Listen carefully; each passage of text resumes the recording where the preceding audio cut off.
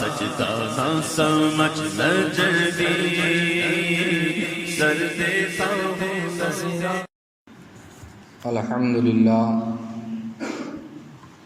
الحمدللہ رب العالمین والصلاة والسلام علی سید المرسلین، اما بعد فاعوذ باللہ من الشیطان الرجیم، بسم اللہ الرحمن الرحیم۔ قال اللہ تبارک و تعالی فی القرآن المجید والفرقان الحمید، ثم دنا فتدلی فکان قاب قوسین او ادنی فأوحى إلى عبده ما أوحى ما كذب الفؤاد ما رأى أفتمارونه على ما يرى ولقد رآه نزلة أخرى۔ آمنت بالله صدق الله العظيم وبلغنا رسول النبي الأمين الكريم ونحن على ذلك لمن الشاهدين والشاكرين والحمد لله رب العالمين۔ حضرات محترم، درود شریف کا نذرانہ پیش کرنے پڑیے بآواز بلند، اللہم صلی علی سیدنا و شفیعنا و نبینا و مولانا محمد مبارک وسلم، صلاۃ و سلام علیک یا رسول اللہ صلی اللہ تعالی علیہ وسلم۔ اور کوئی غیب کیا تم سے نیہا ہو بھلا، اور کوئی غیب کیا تم سے نیہا ہو بھلا، جب نہ خدا ہی چھپا تم پہ کروڑوں درود۔ اور مزید اعلیٰ حضرت علیہ الرحمۃ رضوان فرماتے ہیں کہ شب اسریٰ کے دولہا پہ دائم درود، شب اسریٰ کے دولہا پہ دائم درود، نوشہ بزم جنت پہ لاکھوں سلام، نوشہ بزم جنت پہ لاکھوں سلام۔ گزشتہ بیان میں ہم نے آپ کے سامنے حضور صلی اللہ تعالی علیہ وسلم کے معراج کے تعلق سے کچھ گفتگو کی تھی۔ بقیہ جو گفتگو رہ گئی تھی آج کے اس بیان میں انشاءاللہ اسے مکمل کر دیا جائے گا۔ پچھلی گفتگو میں ہم نے آپ سے یہ عرض کیا تھا کہ حضور صلی اللہ تعالی علیہ وسلم کو جو معراج ہوئی تھی وہ 27 رجب المرجب کی رات میں مسجد حرام سے مسجد اقصیٰ تک، اور پھر اللہ کے حبیب صلی اللہ تعالی علیہ وسلم نے مسجد اقصیٰ میں تمام انبیاء کرام و رسولان اعظام علیہم الصلاۃ والتسلیم کی امامت فرمائی، اور آپ صلی اللہ تعالی علیہ وسلم وہاں سے آسمان کی طرف تشریف لے جاتے ہیں، اور جب آسمان کی طرف تشریف لے جاتے ہیں تو محدثین کرام نے ذرا تفصیل سے اس گفتگو کو بیان کیا ہے کہ پہلے آسمان سے لے کر کے 7ویں آسمان تک کن کن انبیاء کرام علیہم الصلاۃ والتسلیم سے ملاقات ہوتی ہے، اور انہوں نے رسول اللہ صلی اللہ تعالی علیہ وسلم کی تشریف آوری پر کن جملوں سے آپ کا خیر مقدم اور استقبال کیا، یہ احادیث کریمہ میں موجود ہیں، جس کا مختصر سا نچوڑ میں آپ کے سامنے رکھتا ہوں کہ جب آقا کریم صلی اللہ تعالی علیہ وسلم مسجد اقصیٰ میں تمام انبیاء کرام علیہم الصلاۃ والتسلیم کی امامت فرماتے ہیں، اور اس کے بعد آپ آسمان کی طرف تشریف لے جاتے ہیں، تو پہلے آسمان پر حضرت آدم علیہ السلام سے ملاقات ہوتی ہے، دوسرے آسمان پر حضرت یحییٰ اور حضرت عیسیٰ علیہ الصلاۃ والتسلیم سے ملاقات ہوتی ہے، تیسرے آسمان پر حضرت یوسف علیہ السلام سے ملاقات ہوتی ہے، اور چوتھے آسمان پر حضرت ادریس علیہ السلام سے ملاقات ہوتی ہے، پانچویں آسمان پر حضرت ہارون علیہ السلام سے ملاقات ہوتی ہے، اور چھٹے آسمان پر حضرت موسیٰ علیہ السلام سے ملاقات ہوتی ہے، اور 7ویں آسمان پر حضرت ابراہیم علیہ نبی علیہ الصلاۃ والتسلیم سے ملاقات ہوتی ہے، اور ان انبیاء کرام علیہم الصلاۃ والتسلیم نے رسول اللہ صلی اللہ تعالی علیہ وسلم کی آمد پر، رسول اللہ صلی اللہ تعالی علیہ وسلم کے تشریف آوری پر انہوں نے ان جملوں سے رسول اللہ صلی اللہ تعالی علیہ وسلم کا خیر مقدم کیا، بے امن الصالح و آخر الصالح، ان الفاظ سے رسول اللہ صلی اللہ تعالی علیہ وسلم کا استقبال کیا۔ اور عزیزان ملت اسلامیہ، میرے آقا کریم صلی اللہ تعالی علیہ وسلم تمام انبیاء کرام علیہ الصلاۃ والتسلیم کی مبارکبادیاں قبول فرماتے ہوئے آپ سدرۃ المنتہا کی طرف بڑھتے ہیں۔ سدرہ کا معنی ہوتا ہے بیری کا درخت، اور منتہا کا معنی ہوتا ہے آخری حد، یعنی جہاں سے آگے نہ بڑھا جا سکے۔ سدرۃ المنتہا یہ حضرت جبریل علیہ السلام کی آخری حد تھی کہ آپ اس سے آگے نہیں جا سکتے تھے۔ یہ سدرۃ المنتہا وہ جگہ ہے جہاں پر ہمارے اعمال کی انتہا ہو جاتی ہے۔ سدرہ کا معنی ہوتا ہے بیری کا درخت۔ اللہ کے حبیب صلی اللہ تعالی علیہ وسلم نے اس سدرۃ المنتہا کی وصفیت کو بیان کرتے ہوئے آپ نے ارشاد فرمایا کہ وہ جو بیری کا درخت تھا، جو سدرہ کا درخت تھا، وہ سدرہ کا درخت کا جو پھل تھا، وہ پھل مقام ہجر کے جو مٹکے ہوا کرتے ہیں، مقام ہجر کے جو مٹکے ہیں ان کے برابر ہوا کرتے تھے۔ اب یہاں پہ مقام ہجر کسے کہتے ہیں اس کی وضاحت سمجھ لیں کہ مقام ہجر یہ یمن کے ایک شہر کا نام ہے۔ اس شہر میں مٹکے بنائے جاتے تھے اور یہ مٹکے کافی بھاری ہوا کرتے تھے۔ تو اللہ کے حبیب صلی اللہ تعالی علیہ وسلم نے اس مقام ہجر کی طرف اشارہ کرتے ہوئے ارشاد فرمایا کہ جو بیری سدرۃ المنتہا یعنی سدرہ کے درخت کے جو پھل تھے وہ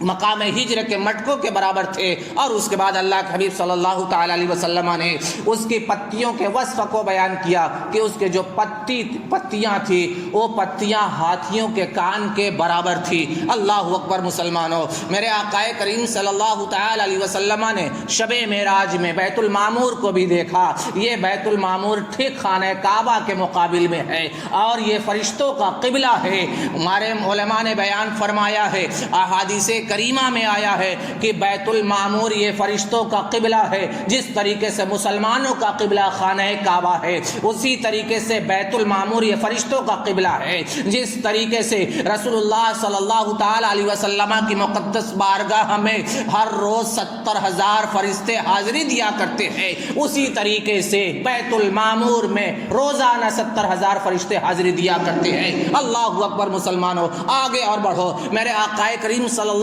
تعالی علیہ وسلم سدرۃ المنتہا سے جب آگے بڑھنے والے ہوتے ہیں، حضرت جبرائیل نے کہا یا رسول اللہ یہی میری آخری حد ہے، میں اب اس سے آگے نہیں بڑھ سکتا، میں اب اس سے آگے نہیں جا سکتا۔ اگر میں بال کے برابر بھی آگے بڑھوں تو اللہ رب العزت کے انوار و تجلیات مجھے جلا کر کے خاکستر کر دے گی۔ میرے آقا کریم صلی اللہ تعالی علیہ وسلم جس براق پر سوار ہو کر کے تشریف لے گئے تھے، وہ براق جو تھا وہیں سدرۃ المنتہا پر ٹھہر جاتا ہے اور اس کے بعد اللہ کے حبیب صلی اللہ تعالی علیہ وسلم کی مقدس بارگاہ میں رف سواری پیش کی جاتی ہے۔ یہ سبز قسم کی ایک سواری تھی۔ اللہ کے حبیب صلی اللہ تعالی علیہ وسلم کی مقدس بارگاہ میں جب یہ پیش کی جاتی ہے، میرے آقا اس پر سوار ہوتے ہیں اور سوار ہونے کے بعد عرش اعظم پر پہنچتے ہیں اور عرش اعظم کے بعد اللہ کے حبیب صلی اللہ تعالی علیہ وسلم مقام دنا سے گزرتے ہوئے قاب قوسین کی منزلوں میں جلوہ گر ہوتے ہیں اور قرب خاص سے مشرف ہوتے ہیں اور اللہ تبارک و تعالی کا دیدار فرمایا۔ میرے آقا کریم صلی اللہ تعالی علیہ وسلم ارشاد فرماتے ہیں کہ رأیت ربی، کہ میں نے اپنے رب کو دیکھا ہے۔ سورہ نجم میں اللہ رب العزت نے آیت کریمہ کا نزول فرمایا اور ارشاد فرمایا ثم دنا فتدلی فکان قاب قوسین او ادنی فاوحی الی عبدہ ما اوہا ما کذب الفؤاد ما رأى افتمارون علی ما یری ولقد رآہ نزلۃ اخری۔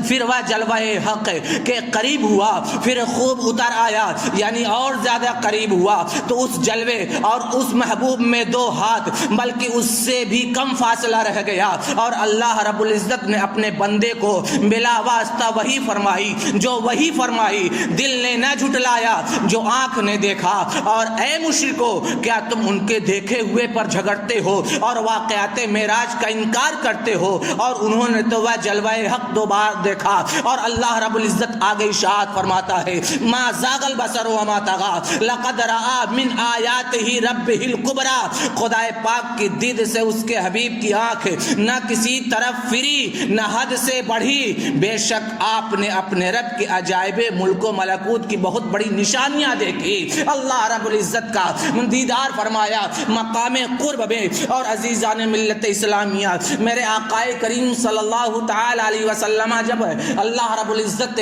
کی بارگاہ میں ہے، اب محب اور محبوب میں کیا راز و نیاز کی باتیں ہوتی ہیں اور کیا راز و نیاز کی باتیں ہوتی ہے، یہ محب جانے اور محبوب جانے، اس کی لطافت اور اس کی نزاکتیں یہ بیان سے باہر ہے۔ لیکن جو بھی باتیں ہوئیں، جو بھی وہی ہوئیں، یہ اللہ اور اس کے رسول جانتے ہیں۔ اللہ اکبر مسلمانوں۔ اس کے بعد میرے آقا کریم صلی اللہ تعالی علیہ وسلم نے اللہ کی بارگاہ میں یہ عرض کیا التحیات للہ والصلوات والطیبات، یہ ہم تشہد میں پڑھتے ہیں التحیات للہ والصلوات والطیبات، یعنی تمام قولی، تمام بدنی اور تمام مالی عبادتیں اللہ کے لیے ہے۔ تو اللہ نے ارشاد فرمایا السلام علیک ایھا النبی ورحمۃ اللہ وبرکاتہ، کہ تم پر سلامتی ہو اے نبی، اللہ کی برکت ہو اور اس کی رحمتیں ہو۔ اس کے بعد میرے آقا کریم صلی اللہ تعالی علیہ وسلم نے ارشاد فرمایا السلام علینا وعلی عباد اللہ الصالحین،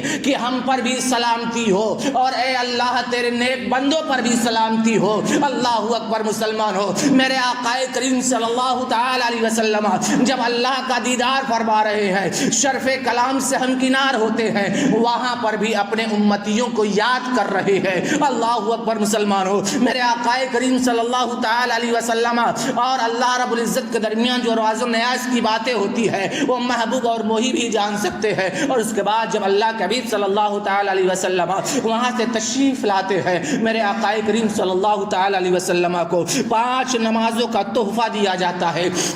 اور یہی 5 نمازیں مومنین کے معراج ہیں۔ اللہ کے حبیب صلی اللہ تعالی علیہ وسلم نے معراج کی جو عظمتیں تھی، معراج کی جو نعمتیں تھی، اس کو بیان کرتے ہوئے ارشاد فرمایا کہ اللہ رب العزت نے مجھے وحی فرمائی جو وحی فرمائی۔ اور اس کے بعد اللہ کے حبیب صلی اللہ تعالی علیہ وسلم ارشاد فرماتے ہیں اللہ نے مجھے 50 وقت کی نمازی عطا فرمائی۔ اور حضرت موسیٰ علیہ نبینا علیہ الصلاۃ والتسلیم کے اصرار پر اور آپ کی گزارش پر اللہ کے حبیب صلی اللہ تعالی علیہ وسلم اللہ کی بارگاہ میں 9 مرتبہ تشریف لے جاتے ہیں، اور 5 کر کے نمازیں، 5 وقت کی نمازیں 5 کر کے یہ کم ہوتی رہیں، آخر میں 5 باقی رہ گئی۔ حکم خداوندی ہوتا ہے کہ اے محبوب یہ 5 وقت کی نمازیں ہیں، اگر کوئی 1 وقت کی نماز پڑھے گا تو اس 1 وقت کی نماز کا ثواب 10 وقت کی نمازوں کا ثواب دیا جائے گا۔ اس طریقے سے اگر 5 وقت کی نماز پڑھی جائے تو 50 وقت کی نمازوں کے ثواب کے برابر ثواب عطا کیا جائے گا۔ اللہ اکبر مسلمانوں۔ اسی لیے ہمارے علماء نے بیان فرمایا ہے کہ شب معراج اللہ تعالیٰ اور اس کے محبوب صلی اللہ تعالی علیہ شب معراج اللہ تعالیٰ نے آپ کی امت کو نماز کا تحفہ عطا فرمایا ہے، جو معراج کے لیے، جو مومنین کے لیے معراج ہے۔ اور اس کے بعد یہاں پر ایک ذہن میں یہ سوال یہ بھی ہو سکتا ہے، آپ کے ذہن میں یہ سوال بھی آ سکتا ہے کہ جب 5 وقت کی نماز ہی فرض کرنی تھی تو 1 مرتبہ رب ذوالجلال 5 وقت تک ہی نماز عطا فرما دیتا، اب یہ بار 9 مرتبہ آج آنے جانے کی ضرورت کیا پڑی؟ تو میں نے آپ کو شروع میں بتا دیا تھا کہ حضرت موسیٰ علیہ السلام نے اللہ کی بارگاہ میں یہ عریضہ پیش کیا تھا، اے پروردگار عالم میں تمہیں دیکھنا چاہتا ہوں۔ تو اللہ رب العزت نے ارشاد فرمایا کہ اے موسیٰ تم مجھے نہیں دیکھ سکتے۔ تو حضرت موسیٰ اللہ رب العزت یہ چاہ رہا تھا، اللہ رب العزت کی یہ منشا تھی کہ میرا محبوب بار آئے اور جائے، اور جن آنکھوں نے اللہ کا دیدار کیا ہے وہ آ کے حضرت موسیٰ علیہ السلام دیکھ لے تاکہ جلوہ حق نظر آ جائے۔ اللہ اکبر مسلمان ہو۔ میرے آقا کریم صلی اللہ تعالی علیہ وسلم جب وہاں سے تشریف لاتے ہیں، اللہ کے حبیب صلی اللہ تعالی علیہ وسلم نے جنت و دوزخ کا بھی مشاہدہ فرمایا اور اللہ رب العزت کی بے شمار نعمتوں کا مشاہدہ فرمایا، جس کو قرآن نے ان الفاظ میں بیان کیا ہے لقد رأى من آیات ربہ الکبریٰ، کہ بے شک آپ نے اپنے رب کی عجائب و ملک و ملکوت کی بہت بڑی نشانیاں دیکھی ہے۔ اور عزیزان ملت اسلامیہ، میرے آقا کریم صلی اللہ تعالی علیہ وسلم کو جو یہ معراج کا تحفہ ملا تھا، اور یہ معراج کا تحفہ میرے آقا کے لیے بھی معراج ہے، اور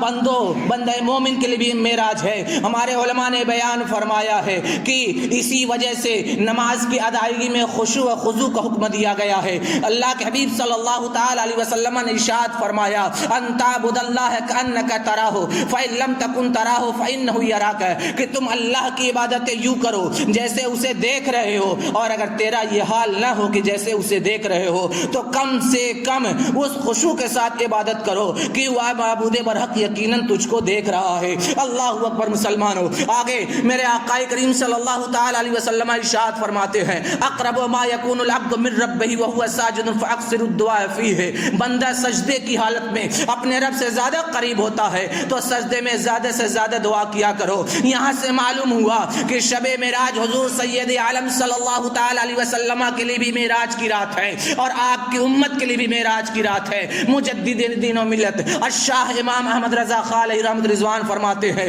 رسول اللہ صلی اللہ تعالی علیہ وسلم نے کسی چیز سے شرف نہ پایا، بلکہ جو چیز حضور کی طرف منسوب ہو گئی اسے شرف مل گیا۔ اللہ عز و جل غیر افضل اشیاء کو اپنے حبیب صلی اللہ تعالی علیہ وسلم کے متعلق فرماتا ہے تاکہ ان اشیاء کو فضل حاصل ہو جائے۔ لہذا ولادت اقدس ماہ ربیع الاول شریف میں ہوئی، نہ ماہ مبارک رمضان میں، اور روزے جانے افروز دوشنبہ کو ہوئی، نہ روزے مبارک جمعہ میں، اور مکان مولد اقدس میں ہو، نہ کعبہ معظمہ میں، کہ یہ ماہ دن مکان بھی اشرف و افضل ہے۔ اسی وجہ سے اللہ رب العزت نے 27 رجب المرجب کو میرے آقا کریم صلی اللہ تعالی علیہ وسلم کو معراج عطا فرمائے، کیونکہ یہ 27 رجب المرجب یہ غیر متعین اشیاء میں سے تھی، اور میرے آقا کے ذریعے اب 27 رجب المرجب کو جو شرف حاصل ہو گیا ہے، اب وہ شرف اور دنوں کو اور تاریخ کو نہیں مل سکتا ہے۔ عزیزان ملت اسلامیہ، اس کے بعد میرے آقا کریم صلی اللہ تعالی علیہ وسلم جب اللہ کا دیدار فرما کر کے، جنت و دوزخ کو دیکھ کر کے، اور اللہ کے عجائبات و نشانیات کو دیکھ کر کے تشریف لائے، تو آپ نے اس معراج کے واقعے کو کفار مشرکین کے سامنے بیان فرمایا، تو کفار مشرکین نے انکار کیا۔ میرے آقا کریم صلی اللہ تعالی علیہ وسلم نے ارشاد فرمایا کہ میں مسجد حرام سے بیت المقدس گیا، اور وہاں سے 7 آسمان، پھر اس کے بعد سدرۃ المنتہی، عرش اعظم کے بعد اللہ کا دیدار کیا، جنت و دوزخ کو دیکھا، اور اس کے بعد عجائبات مشاہدات الہی کا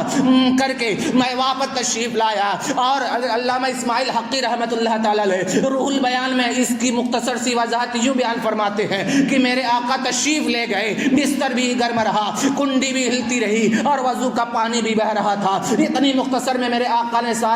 ساری معراج آپ نے فرمائی۔ اللہ اکبر مسلمانوں، ذرا اور آگے بڑھو۔ جب میرے آقا کریم صلی اللہ تعالی علیہ وسلم نے کفار مشرکین کے سامنے یہ بیان کیا تو انہوں نے انکار کیا، اور ان میں سے بہت سے لوگوں نے بیت المقدس کو دیکھا تھا، بیت المقدس کا انہوں نے دیدار کیا تھا، تو انہوں نے کہا کہ اگر واقعتاً آپ کو معراج ہوئی ہے تو آپ بیت المقدس کے بارے میں بتائیے کہ اس کا دروازہ کہاں ہے، اس کے پیلر کہاں ہے، اس کی کھڑکیاں کہاں ہے، اس کی عمارت کہاں ہے۔ تو جس اللہ نے اپنا دیدار کرایا، اسی اللہ نے مشرکین کے سوال پر رسول اللہ صلی اللہ تعالی علیہ وسلم کے سامنے سارے حجابات کو دور فرما دیتا ہے، اور بیت المقدس میرے آقا کے پیش نظر ہو جاتا ہے، اور کفار و مشرکین سوال کرتے جا رہے ہیں، میرے آقا بیت المقدس کو دیکھ کر کے جواب عنایت فرما رہے ہیں۔ اس طریقے سے میرے آقا کریم صلی اللہ تعالی علیہ وسلم نے تمام مشرکین کا جواب عطا فرما دیا۔ اللہ اکبر مسلمانوں، یہ وہ معراج کا مختصر سا واقعہ ہے۔ اگر آپ تفصیل میں جانا چاہیں اور اگر آپ تفصیل پڑھنا چاہیں تو آپ سیرت کی کتابوں کا مطالعہ کر سکتے ہیں۔ میں نے اپنی وسعت کے مطابق جتنا مجھ سے مختصر سا ہو گیا میں نے آپ کے سامنے پیش کر دیا ہے، اور جتنے اہم گوشے تھے میں نے آپ کے سامنے اہم گوشوں کو رکھ دیا ہے۔ اب اس کے علاوہ اور بھی اگر آپ کو تفصیلیں درکار ہے، اور بھی چیزیں اگر آپ کو جاننی ہے، تو اب آپ کو کتابوں کا مطالعہ کرنا پڑے گا، کتابوں کو پڑھنا پڑے گا، اس لیے کہ علم ضروری ہے، اتنا علم ضروری ہے جس سے اپنے ایمان اور عقیدے اور اپنے اعمال کی حفاظت ہو سکے۔ میرے آقا کریم صلی اللہ تعالی علیہ وسلم نے ارشاد فرمایا طلب العلم فریضۃ علی کل مسلم و مسلمہ۔ مسلمانوں اب اگلے جمعہ کو جو میرا بیان ہوگا اسی علم کی فضیلت پر انشاءاللہ بیان کرنے کی کوشش کروں گا، لیکن معراج کا واقعہ ہمیں بہت سے پیغامات عطا فرماتا ہے۔ معراج کا واقعہ ہمیں بہت سی نصیحتیں دے رہا ہے کہ جو اللہ کی راہ میں دن رات یہ مشقتیں اٹھاتا ہے، پریشانیاں جھیلتا ہے، تو اللہ رب العزت اس پر طرح طرح کے انوار اور برکات کا نزول فرماتا ہے، اور اللہ رب العزت کبھی اسے محروم نہیں فرماتا ہے۔ میرے آقا کریم صلی اللہ تعالی علیہ وسلم کو کفار و مشرکین نے ستایا تھا، یہاں تک کہ میرے آقا شیب ابی طالب میں 3 سال تک رہے تھے، اور اس کے بعد سن 50 جب میرے آقا کی عمر مبارک 50 سال کی ہوئی تو کفار و تو حضرت خدیجۃ الکبریٰ کا بھی انتقال ہو گیا تھا، رسول اللہ کے چچا ابو طالب کا بھی انتقال ہو گیا تھا۔ میرے آقا کو طائف کی سرزمین پر بچوں نے کنکر کو بھی مارا تھا، اور وہاں کے کفار و مشرکین نے میرے آقا کریم صلی اللہ تعالی علیہ وسلم کا انکار بھی کیا تھا، اور جب کنکروں اور پتھروں کی بارش کی گئی تو رسول اللہ کے جسم اطہر سے خون بھی بہا، آپ کے سر مبارک سے خون بھی بہا، یہاں تک کہ ہمارے علماء بیان فرماتے ہیں کہ وہ خون بہ کر کے آپ کے نالین اقدس میں جم گیا تھا۔ اتنی مشقتیں اٹھائی میرے آقا نے، اتنی پریشانیاں جھیلی دین کی تبلیغ کے لیے، تو اللہ رب العزت نے یہ نوازا کہ اپنا دیدار فرما دیا، اور اپنا دیدار عطا فرما دیا، اور مومنین کے لیے معراج عطا فرما دی کہ جو بندہ مومن نمازیں پڑھے گا اسے معراج حاصل ہوگی۔ اس لیے کہ اللہ کے حبیب صلی اللہ تعالی علیہ وسلم نے ارشاد فرمایا الصلاۃ معراج المؤمنین، کہ نماز مومنوں کی معراج ہے۔ اس لیے جو واقع معراج سے ہمیں پیغام ملتا ہے، جو ہمیں درس ملتا ہے، جو ہمیں نصیحتیں ملتی ہیں، اسے قبول کرنا چاہیے اور اس پر عمل کرنے کی کوشش کرنا چاہیے۔ اللہ کی بارگاہ میں دعا ہے کہ اللہ رب العزت ہمیں کہنے سے زیادہ سمجھ کی توفیق عطا فرمائے، اور ہمیں کہنے سے زیادہ عمل